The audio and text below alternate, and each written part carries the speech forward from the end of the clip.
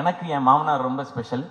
எனக்கு எனக்கு பொண்ணு கொடுத்ததே பெரிய விஷயம். ஏன்னா நான் என்னோட தாய் மாமா தான் அவங்க. இருந்தாலும் எனக்கு வந்து நிரந்தரமான வேலையோ அதெல்லாம் எதுவும் இல்லை. டெலிவிஷன்ல இருந்த காம்பேரர் ஒரு எபிசோட் பண்ண 4500 ரூபாய் கிடைக்கும்.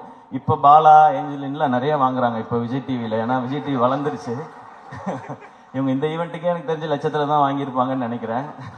ஸோ அப்போல்லாம் 4500 ரூபாய் தான் கொடுப்பாங்க. ஸோ பரவாயில்ல. ஆனால் எங்கள் மாமனார் என்ன சொன்னாருன்னா, அவன் ஏதோ ஒன்று பண்ணணும்னு நினைக்கிறான், மெட்ராஸ்க்கு போய் சர்வை பண்ணுறதே பெரிய விஷயம், அவன் சினிமாவுக்கு போகணும்னு நினைக்கிறான், சப்போர்ட் பண்ணுவோன்னு சொன்னாங்க.